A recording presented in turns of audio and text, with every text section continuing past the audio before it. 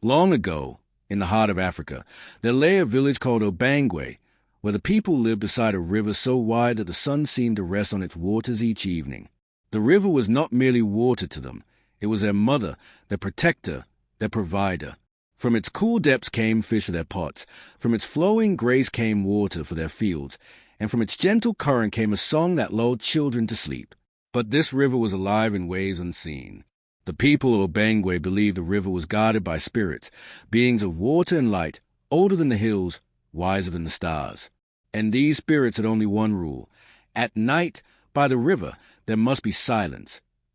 No laughter, no quarrels, no idle chatter. Only silence. In Obangwe lived a boy named Kamau, quick of step and sharp of tongue. Kamau loved to talk, to sing, to fill every corner of the air with his voice. To him, silence was emptiness, a burden he could not carry. When his mother sent him to fetch water, he whistled a tune.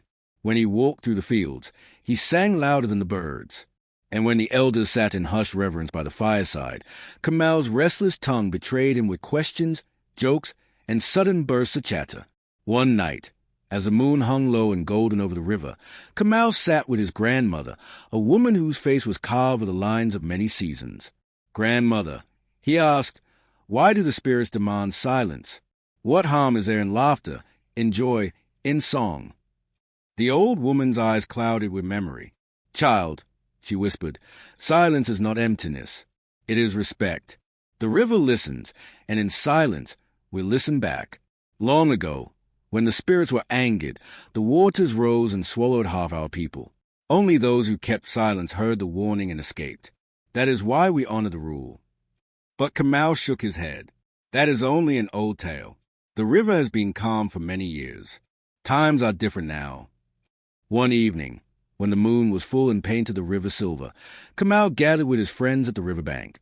The night was calm, the air heavy with cicadas, the river glistening like a sleeping serpent. His friends reminded him of the rule. The elders said no noise. They warned, "This is not the place for play." But Kamau, restless as ever, grinned and clapped his hands. "What will happen? The river has no ears. Come, let us tell stories. Let us laugh." And so he began. His voice rang across the water as he told jokes, his laughter bouncing off the surface like stones skipped across a pond. At first, the others hushed him, but soon his mischief was too much, and one by one they joined in, laughter filling the sacred silence. At first, nothing happened. Then the water rippled though no wind blew. The surface trembled like the skin of a drum struck by unseen hands. A low hum rose from the depths, deeper than any drum, older than any song. The children stopped laughing. Kamau's throat tightened.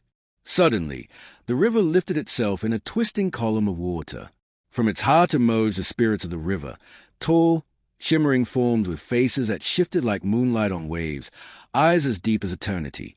The air turned cold. The children fell to their knees. The spirits' voices rolled like thunder muffled by rain. We asked for silence, not because we despise joy, but because silence is life. In silence, you would have heard our warning, but your noise has drowned it. The spirits lifted their watery arms and pointed toward the distant mountains. In the night sky, lightning flickered above the peaks. The children felt a tremor under their feet, faint but undeniable. "The storm is coming," the spirits said. "The flood will descend." Had you honored the silence, you would have heard the earth tremble, smelled the storm in the wind, felt the shift in the river's song. But now your time is short. With that, the waters fell back, and the river was still. Kamau's heart pounded as he ran through the village, shouting, "The river spirits have spoken. A flood is coming." At first, no one believed him. The elders frowned. "You broke the rule, child. Why should we trust the words of one who disrespected the spirits?" But the oldest elder, a man with hair white as river foam, said, "Let us test his words." They gathered at the riverbank, but this time they stood in silence. And in that silence, they felt it, the ground trembling softly, the air heavy with the scent of rain, the distant roar of thunder crawling closer. The elder nodded gravely. "The boy speaks truth. The spirits have warned us." At once, the village sprang into action. Men strengthened their huts with stones and mud. Women carried children and food to high ground. Youth dug channels to guide the water away. And when the storm finally came, the heavens split open with rain, the river swelled, and waters raged through the valley. But the people of Obangwe were ready. Their homes held, their children were safe, and their village endured. After the floodwaters withdrew, Kamau stood before the village, his heart heavy with guilt and gratitude. "I broke the silence," he confessed, "and because of me, the spirits showed their anger. But they also gave us a warning that saved us. Never again will I mock the silence. From now on, I will listen."